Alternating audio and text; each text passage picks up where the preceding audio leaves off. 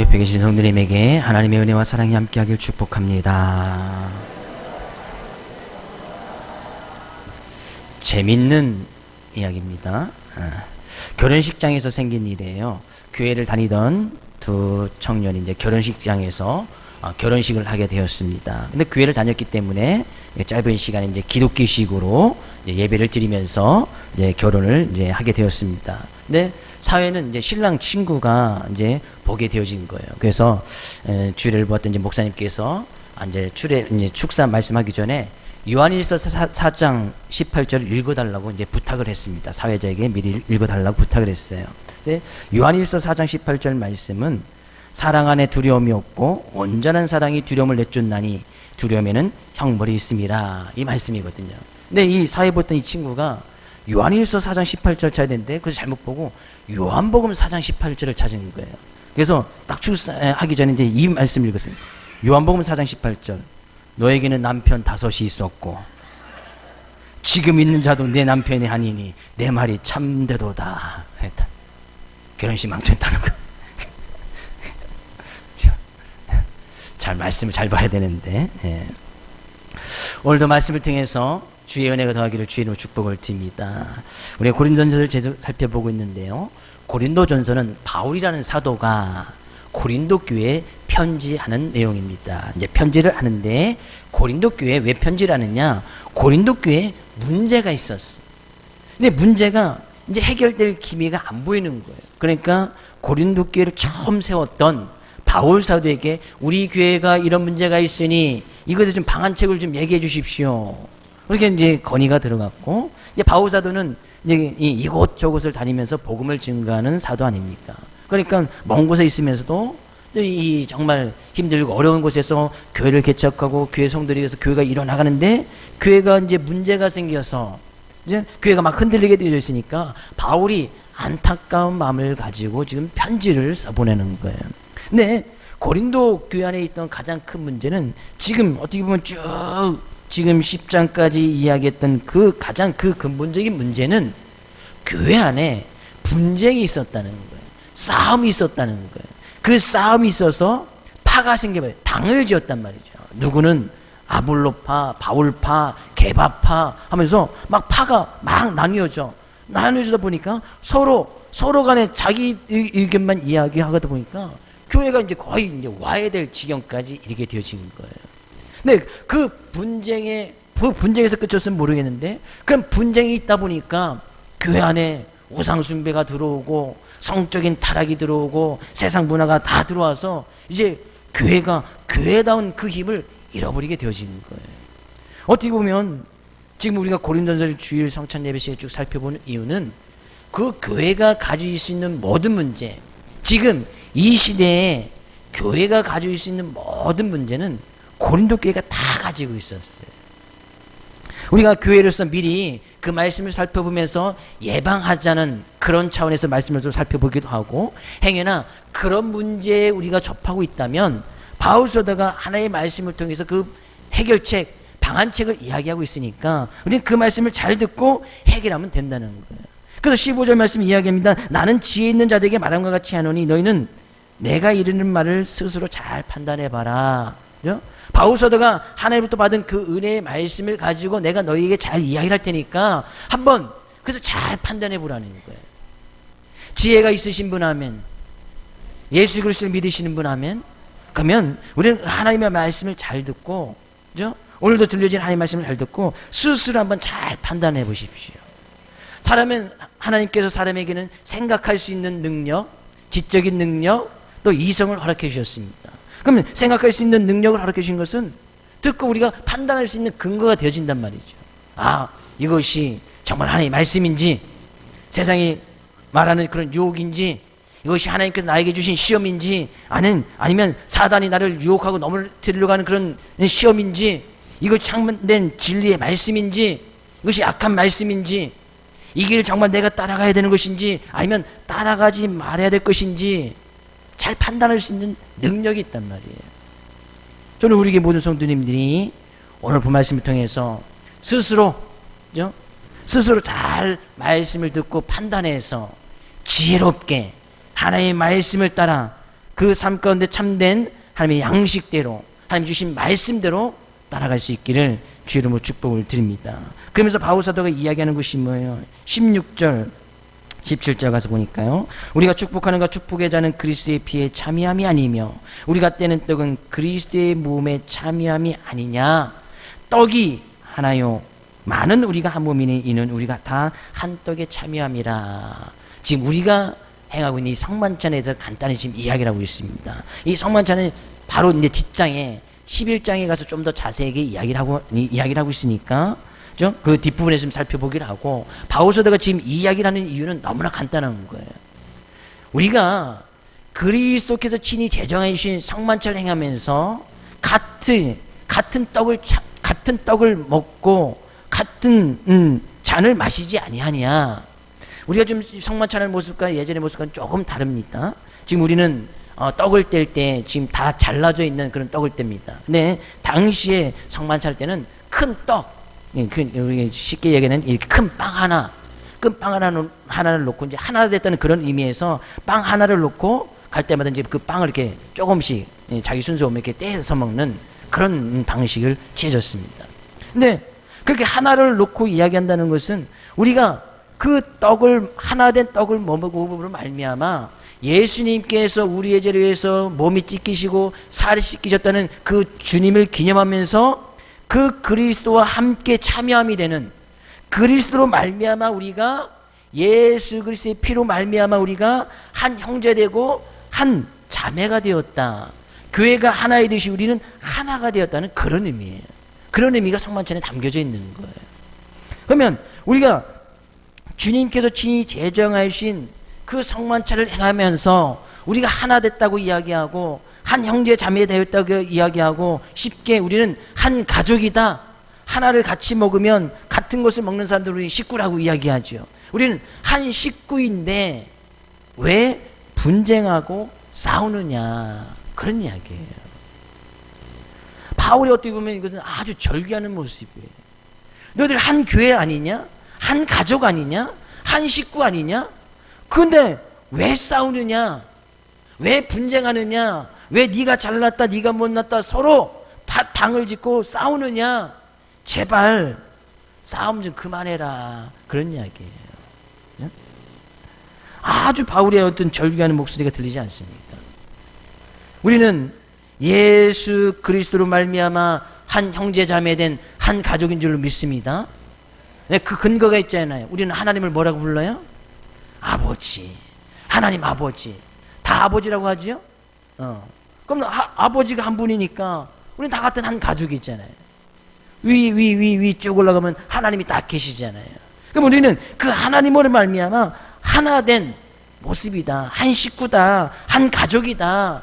그래서 우리가 주님께서 제정하신 그 성만찬을 행함으로 말미암아 우리가 그리스도의 몸에 참여하는 것이고 그리스도와 함께 하게 되신 것인데 왜 분쟁하고 싸우느냐, 그런 이야기예요. 왜 그 크신 하나님의 은혜와 사랑을 잃어버리고 왜 우상 숭배하는 것에 빠져버렸느냐. 우리가 주님께서 친히 제정하여 주신 성만찬을 행하면서 잔을 마시고 떡을 마신다는 것은 그리스도와 하나가 되어졌다는 그런 의미예요. 그리스도가 내가 그 잔을 먹고 떡을 마심으로 나는 그리스도 하나가 된 사람입니다. 또 그것을 참여하는 우리 모두는 다 한 가족입니다. 라는 그런 의미가 있는데 아주 중요한 의미가 되어져 있는 거예요. 그러면서 그들에게 이야기하는 것이 뭐예요? 내가 무엇을 말하느냐? 우상의 제물은 무엇이며 우상은 무엇이냐? 왜 그런 가운데에서 하나가 되지 못하고 서로 분쟁하고 다투면서 또 그러다 보니까 너희들 안에 왜 우상 숭배하는 일까지 있게 되어지느냐? 그들이 우상 숭배를 하면서 그들에게도 제사를 드립니다. 제사를 드리고 나서 거기서 나는 음식도 또 같이 먹네요. 그렇다는 것은 우리가 주님께서 친히 제정하신 떡과 잘 먹는다는 것은 그리스도와 한 몸이 되었다는 그런 의미인데, 우상에게 드려서 제사를 드리고 거기서 드려진 음식을 먹으면 난 또 그 우상과 하나가 되어졌다는 그런 의미가 되어진다는 거예요. 그렇다는 것은 이 고린도 교회 안에 그들이 예배를 드리면서 성만찬을 행하고 하나님을 믿는다고 하면서 여전히 그들의 삶의 모습 가운데서는 여전히 우상 숭배하는 모습이 그대로 남아 있었다는 거예요. 그들이 우상 숭배한다는 것은 하나님을 완전히 배제를 하고, 나 이제는 하나님 안 믿겠습니다, 나는 이제 이쪽 우상만, 세상만 따라가겠습니다 하면서 세상만 따라간 것이 아니고, 하나님도 여전히 믿으면서 거기에 플러스 우상이라는 것을 첨가하고 있었단 말이에요. 그러면서 자기는 교회 와서는 그리스도 한 몸이 된 것처럼 그렇게 이야기하고, 세상에 가서는 또 우상을 섬기면서 우상과 하나가 된 것처럼 하면서 거기서 먹고 마시고 즐거워했다는 거예요. 이것 그 자체가 우상 숭배라는 거예요. 그 자체가 우상 숭배라는 거예요. 우리는 분명히 알아야 될 것이 있습니다. 왜 이들에게 우상 숭배의 그런 모습이 빠졌는가? 우리는 앞부분에서 살펴보았지요. 그들이 하나님의 은혜를 잃어버렸기 때문이에요. 우리의 인생이 하나님이면 충분한데 그들이 좀 살게 되어지고 생활의 형편이 낮아지다 보니까 하나님의 은혜를 잃어버린 거예요. 내 힘과 내 능력으로 살아갈 수 있고, 또 나에게 주신 그 사람들의 능력이 얼마나 뛰어납니까? 내가 있는 지혜와 지식으로 살아갈 수 있다고 생각을 하다 보니까 하나님은 점점 멀어버리고 세상 것을 점점 따라가게 돼버린 거예요. 그러다 보니까 그것 자체가 우상이 되어져서 계속 그것만을 추구하면서 나가게 되어지는 거예요. 22절 가서 보니까 하나님께서 그것을 노여워하시겠다, 하나님께서 정말 싫어하신다는 얘기예요. 하나님도 믿고 여전히 세상도 믿고 아예 하나님을 버려버리고 그냥 세상을 쫓아나가면 하나님께서 하나님의 자녀가 아니니까 이제 긍휼한 마음, 불쌍히 여기는 마음을 가져서 계속 전도하게끔 하고 말씀 듣게 해서 하나님의 자녀가 되도록 하나님께서 노력하실 텐데, 하나님도 믿는다고 하면서 여전히 우상숭배에 빠져버리고 거기 가서 제사를 드리고 거기 가서 또 그것을 먹고 마시면서 거기에 참여하는 그런 사람들이 되어졌다는 거예요. 분명히 우리는 바울사도가 이야기했듯이 귀신이라는 존재는 반드시 존재합니다. 귀신은 분명히 있어요. 여기 성경에서 말하는 귀신은 사탄, 마귀와 지금 동일한 단어를 쓰고 있어요. 세상에 사단은 존재합니다. 그렇죠? 세상에 귀신은 존재합니다. 믿으시죠? 우리 이 존재 자체를 부인해서는 안 됩니다. 귀신이 있고 사단도 있고 마귀도 있어요. 지금 같은 말이에요. 근데 분명히 이 귀신은 존재를 해요. 근데 우리는 이제 귀신에 대해서 이제 잘못 이해하는 부분이 있어서 그래요. 세상 사람들이 이제 귀신이다 하면 사람들이 죽으면 그 영혼이 갈 데가 없어서 여기저기 떠드는 이제 귀신이라고 생각을 해요. 귀신은 사람이 죽어서 그 영혼이 귀신이 되는 것이 아니에요. 그럼 뭐 갈 데가 없으니까 여기저기 떠내들다가 그의 후손들이 제사를 딱 드리면 갈 데가 없으니까 그래도 후손들이 제사를 드려주니까 와서 머리도 먹고 가야지 해서 와서 찾아와서 뭐 먹고 가고, 그래도 또 갈 데 없어서 삥 떠놀다가 또 1년 뒤에 또 나타나서 먹고, 그런 것이 아니라는 거예요. 제사를 잘 들어보십시오. 제사는 우리나라에서 이제 제사 문화와 이 우상숭배 문화와 좀 비슷한 부분이 있어요. 제사를 때 지극정성으로 음식을 차립니다. 정말 귀신들이 와서 먹고 가나요? 그 차려놓은 거 누가 먹어요? 차린 사람이 먹어. 나는 귀신이 와서 한 번도 먹고 간 것을 본 적이 없어. 제가 수없이 제사를 드려보는데 참여도 해보고 큰 집에도 가보고 하는데, 누가 할아버지나 누구 이렇게 또 위패를 써놓고 와서 드시고 가십시오 이야기를 하는데 음식이 하나도 주지 않아.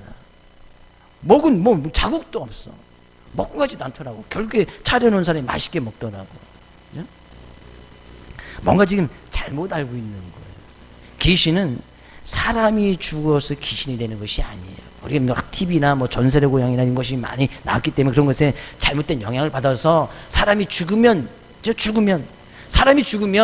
그의 영혼은 딱 두 군데에서 한 군데를 가요. 성경에 사람이 죽으면 그의 영혼은 어디 가느냐? 예수님을 믿으면 어디 가요? 예수님 믿지 않으면 둘 중에 하나야. 갈 데가 없어서 이리저리 떠도는 것이 아니에요. 성경에 말하는 귀신, 사탄, 마귀는 좀 동일한 건데, 죽은 천사가 너무 그만해서 하나님을 잘 보필하고 찬양해야 될 그 천사가 자기가 하나님이 되었다고 해서 타락한 천사가 사탄이고 마귀고 귀신이에요.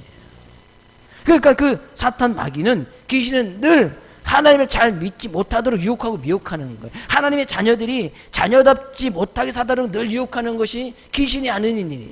그러니까 그들 가운데서 지금 분쟁이라는 것을 통해서 원망하도록 만들고 하나님을 잘 섬기지 못하도록 하나님께 온전히 예배하지 못하도록 그들 늘 유혹하고 넘어진다는 거예요.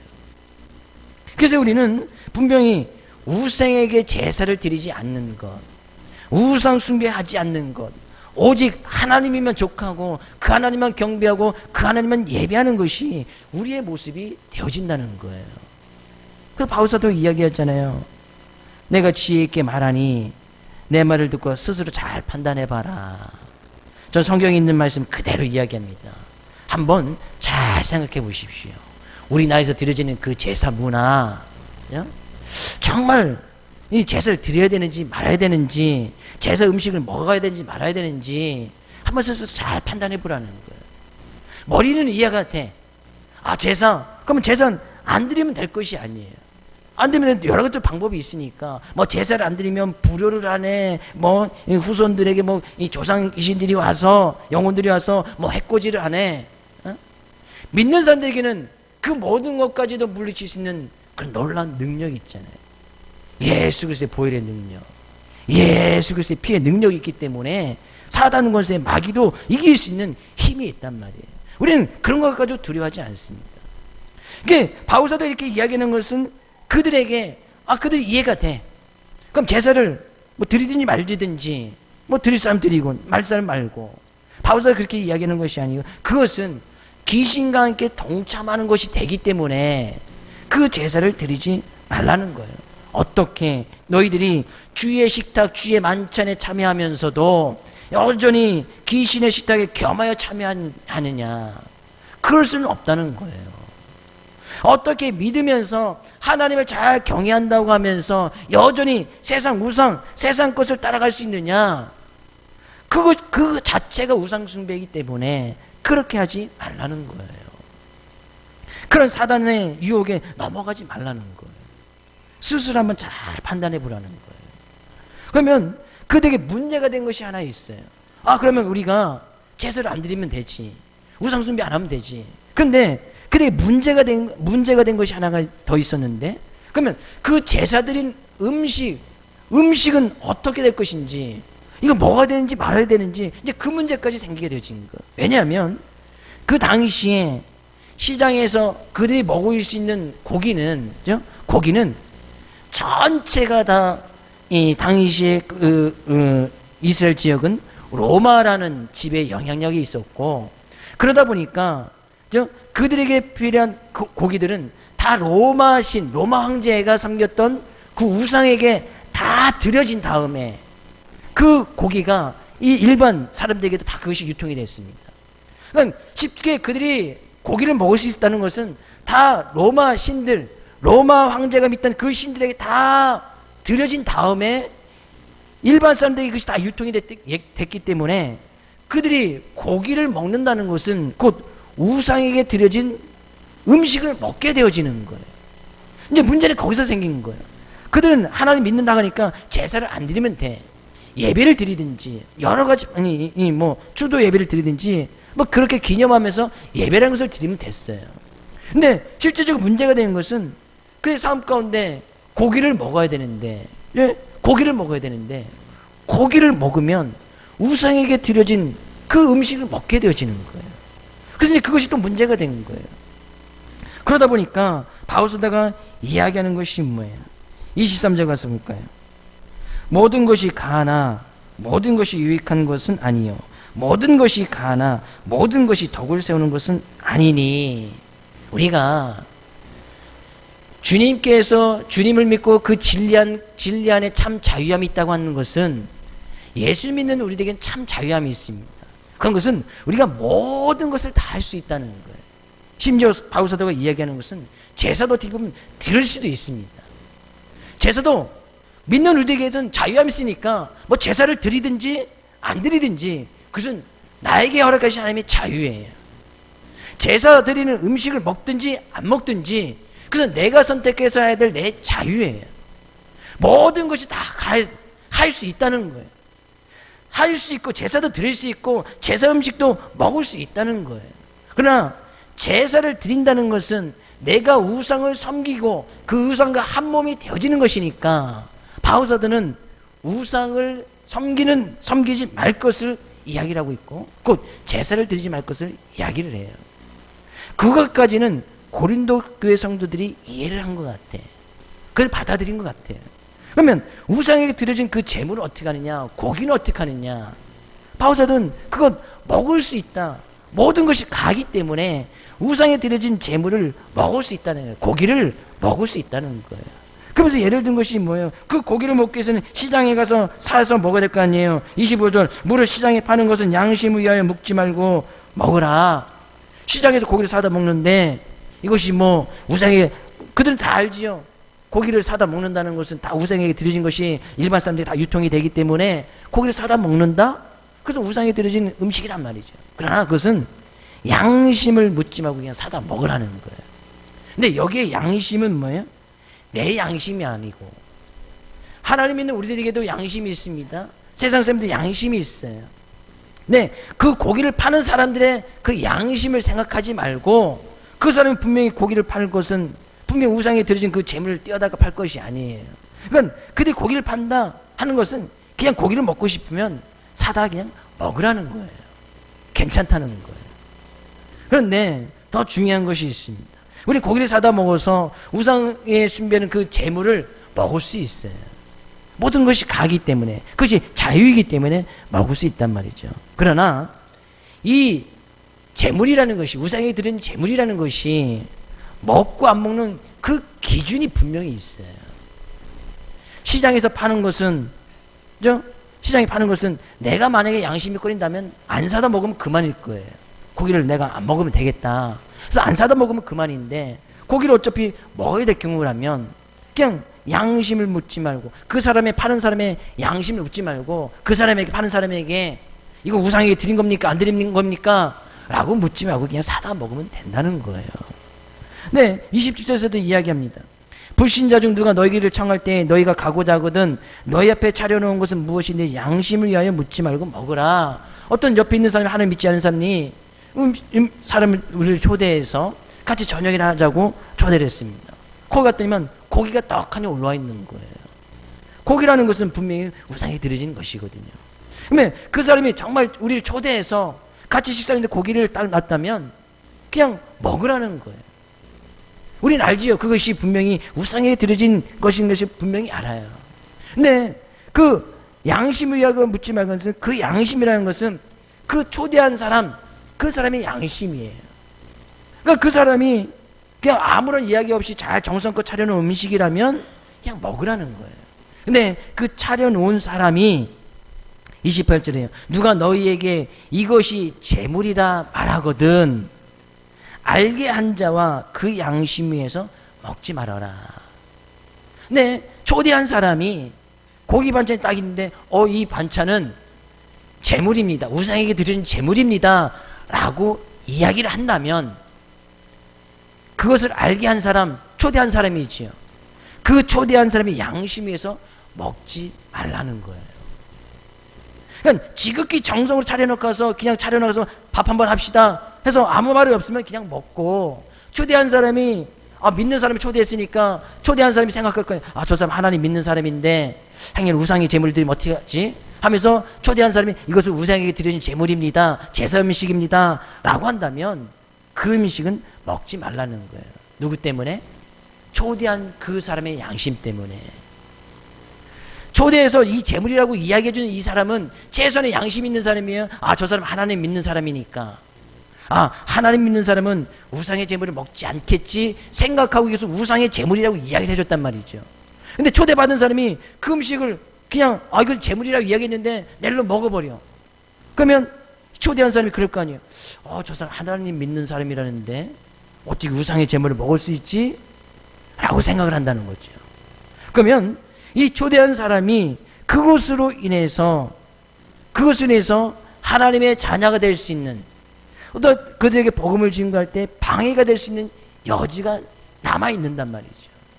그럴 때는 먹지 말라는 거예요. 지금 바울사도가 이야기하는 것이 뭐예요? 믿는 우리에게 자유가 있다. 그렇죠? 제사 드리려면 드리고 말라면 말고 우상의 제물 먹으려면 먹고 먹지 말라면 먹지 말고 그 선택은 내 자신에게 있는 거예요. 그러나 제사를 드리느냐 우상의 제물을 먹느냐의 그 기준점을 바울사도가 이야기를 하는데 그 기준점은 정말 내가 이것을 하고 먹음으로 인해서 이것이 정말 다른 사람들에게 보여진 사람들이 정말 유익한가, 아니면 다른 사람들이 정말 이것이 덕을 세우는데 덕을 세울 수 있는 일인가, 다 기준은 그거예요. 23절에 이야기하는 것이 그거 아니겠습니까? 모든 것이 가나 모든 것이 유익한 것이 아니요 모든 것이 가나 모든 것이 덕을 세우는 것은 아니니. 여기서 유익하다는 것은 나의 유익이 아닌 상대방의 유익이에요. 상대방의 양심, 상대방의 유익, 덕을 세운다는 것은 그 사람들에게 덕을 세워주는, 나의 덕이 세우는 것이 아니고 상대방의 덕을 세워주는 것을 이야기를 해요. 그러니까요, 제사를 드리는 거 다 믿는 사람들이 모여있다면, 온 가족이 다 믿는 사람이라면 제사를 드리지 않겠지요. 근데 거기에 믿지 않는 사람들이 있어, 가족 간에. 근데 제사를 드려야 돼, 어쩔 수 없이. 근데 믿는 내가 그 제사에 참여함으로 인해서 믿지 않는 사람들에게 정말 유익이 될 것 같으면, 믿지 않는 친척들에게 덕을 세워주는 일일 것 같으면 제사 드리십시오. 제사 드리는 음식 먹어도 됩니다. 그것이 정말 믿지 않는 사람들에게 유익이 되고 덕을 세워주는 일이라면 그 제사 음식 먹으란 말이에요. 근데 믿지 않는 사람들은 믿는 사람들 볼 때에, 그죠? 아, 믿는 사람들이 왜 저러나, 믿는 사람들의 어떤 기대치가 있습니다. 믿는 사람들은 좀 뭔가 달라야 된다고 생각을 해요. 심지어 하나님을 전혀 모르는 사람들은. 근데 그런 사람들 앞에서 내가 제사에 동참하는 것을 딱 본다면 그 사람에게 절대 유익이 되지 않는 거예요. 그 사람에게 덕이 세워지는 것이 아니란 말이에요. 내가 믿지 않는 사람들에게 제사 드린 음식을 마음 놓고 먹어. 근데 그것이 믿지 않는 사람들에게 유익이 되지 않냐고 덕이 되지 않는다면 이 먹는 거 또 포기할 수 있어야 된다는 거예요.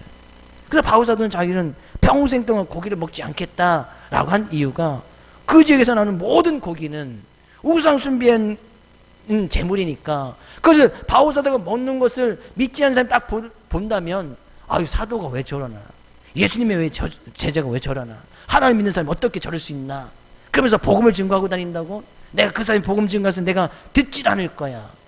복음 증거에 방해가 되어지는 거예요. 장애가 되어지는 거예요. 그런 것을 바울사도가 알았기 때문에 자기는 고기를 평생 동안 먹지 않겠다라고 이야기한 거예요. 정말 우리는 자유라는 것도 잘 사용해야 됩니다. 자유라는 것도 하나님께서 아담과 하와를 지으시고 나서 선악과 열매 분명히 따먹지 말라고 했어요. 근데 아담과 하와가 그것을 따먹어요. 하나님께서 그것을 딱 따먹을 때, 야, 따먹으면 안 돼, 와서 손을 뿌리치든지 아니면 뭐 손을 마비를 시키든지, 아니면 하나님께서 따먹으라고 할 때 뭐 그냥 따먹지 못하게끔 선악과를 다른 데로 옮기시든지 하나님께 그러실 수도 있었잖아요. 근데 하나님께서는 그 선악과를 따먹을 수 있도록 그냥 내버려둬. 그 선택, 선악과를 따먹느냐 안 따먹느냐 그 자유는 아담과 하와가 가지고 있는 거예요.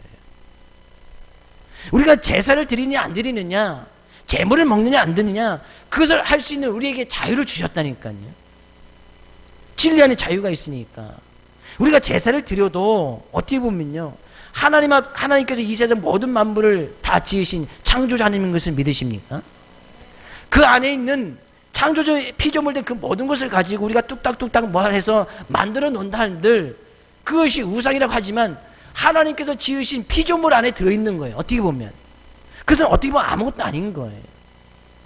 그냥 뭐 뚝딱뚝딱 해서 뭐 나무 신상 하나 딱 만들어 놓고 거기서 제사한들, 그 나무 신상은 하나님의 피조물 가운데 하나 있기 때문에 그것은 어떻게 보면 아무것도 아닌 거예요. 그래서 거기서 절을 하고 제사를 드린다는들 그것은 하나님의 어떤 큰 창조주 대신 그 범위 안에 있기 때문에 어떻게 보면 그것은 아무것도 아닌 거예요.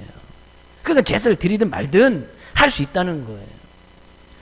제사 드리는 음식 뭐 귀신에게 드렸다고 하지만 귀신이 와서 먹는 것도 아니고 사단이 와서 먹는 것도 아니고 결국 우리가 먹을 거지만 그것을 내가 먹었다 한들 그것이 내가 어떻게 되는 것이 아니란 말이에요.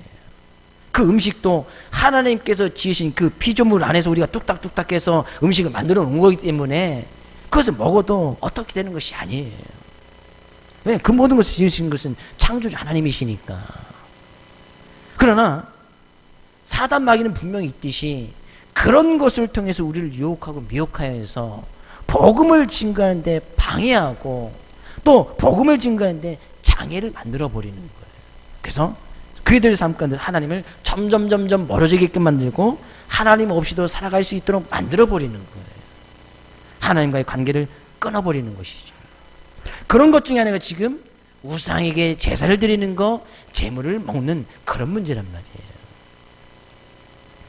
그래서 우리의 삶의 기준은 늘 남에게 이것이 유익이 되냐 안 되냐, 이것이 정말 덕을 세워지는 일이냐 덕을 세우지 못하는 일이냐, 우리의 말하는 것, 행동하는 것, 먹는 것, 마시는 것, 그것의 기준이 항상 거기에 가 있어야 된다는 거예요. 그래서 바울 사도가 지금 결론을 내리고 있네요. 그런즉 31절 너희가 먹든지 마시든지 무엇이든지 다 하나님의 영광을 위해서 하라.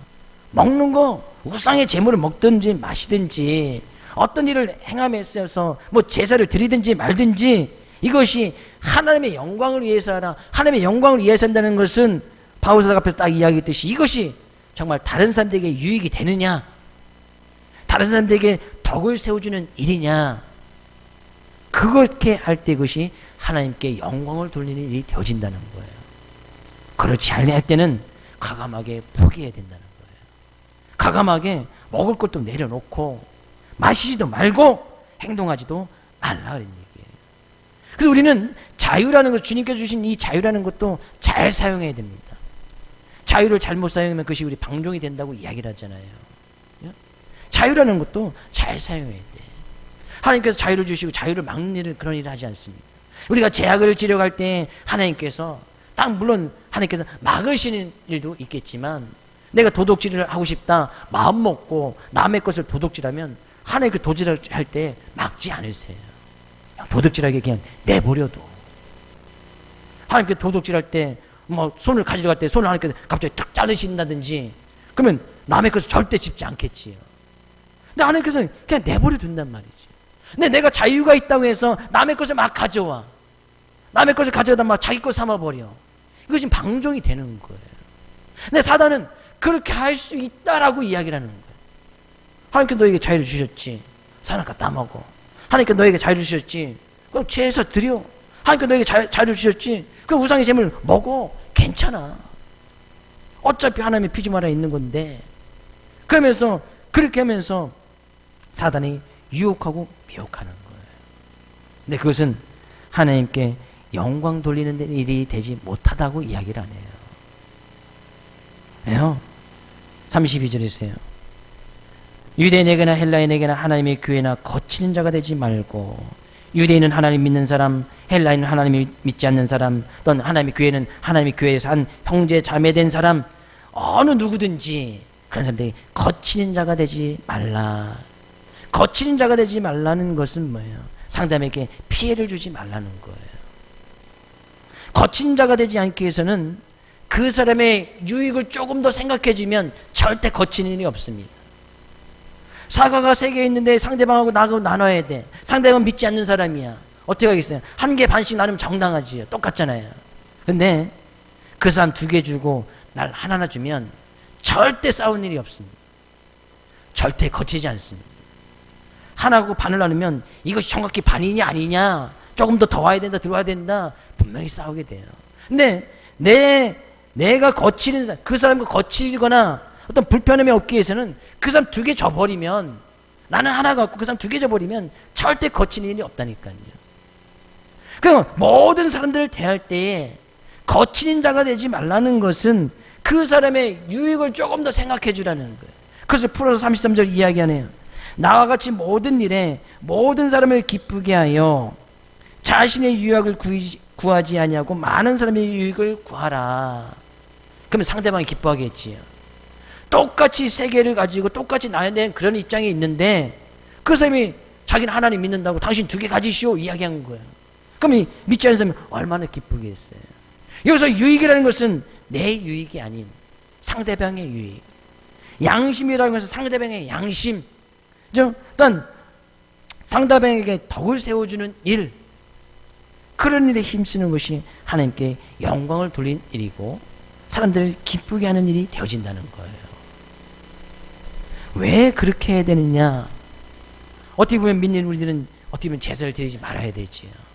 믿는 우리들은 어떤 제사의 음식을 먹지 말아야 되지요. 왜 그렇게 해야 되느냐? 바울 사도가 지금 결론적으로 이야기를 하고 있는 것이 있어요. 왜 우리가 남의 유익을 더 생각해 줘야 되느냐?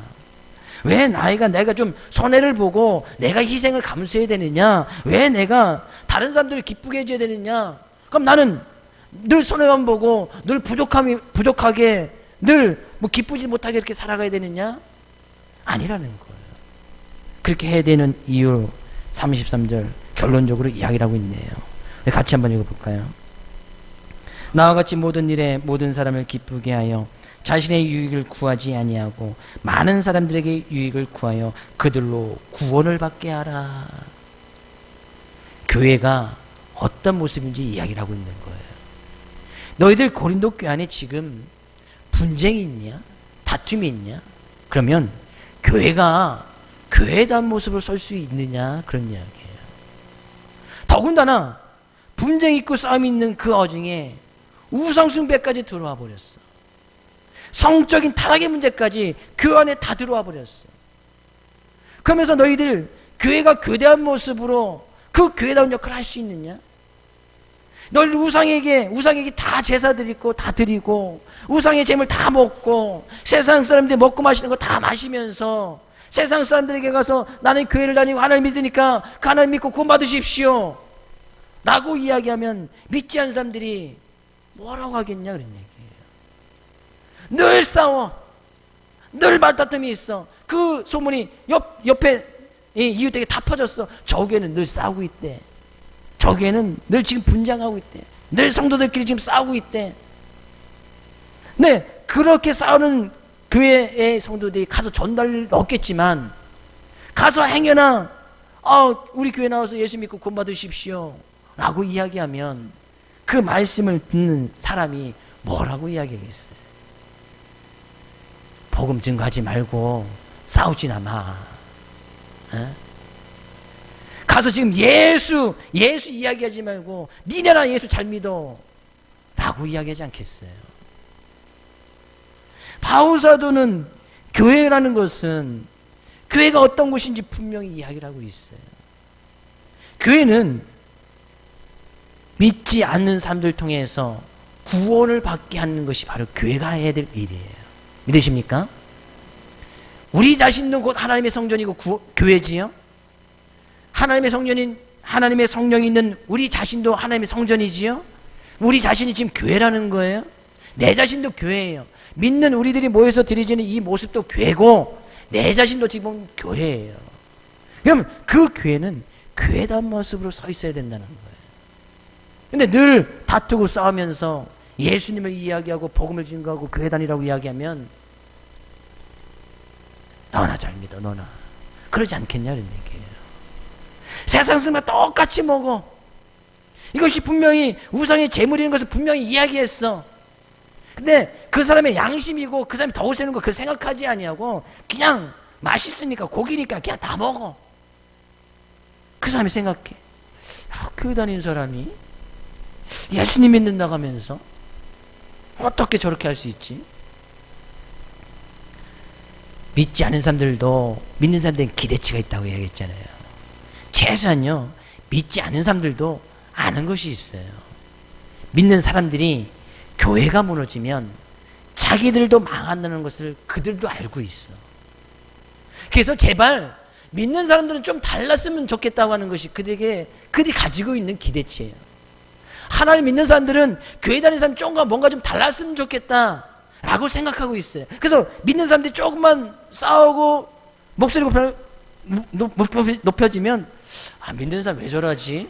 자기들은 더 심하면서 맨날 싸우고 맨날 뭐 나쁜 짓 다 하고 다니면서 죄짓고 다니면서 믿는 사람들 그러면 그래서 막 부풀려서 이야기를 해요. 그래서 역으로 생각하면 믿지 않는 사람들은 믿는 사람들은 그런 기대치가 있는 거예요.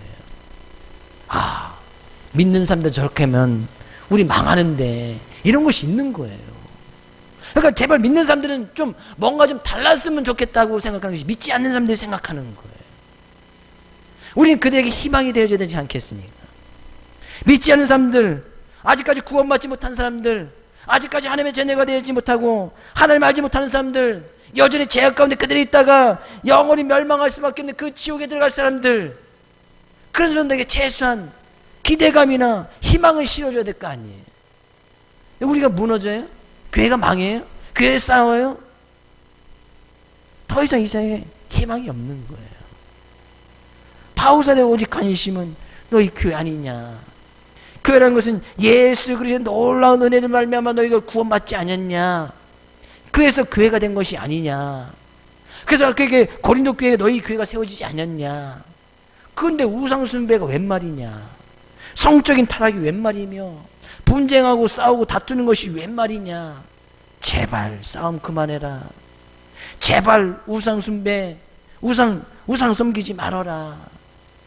제발 교회가 교회다운 모습으로 서서 구원받게 하는데 좀 힘써라.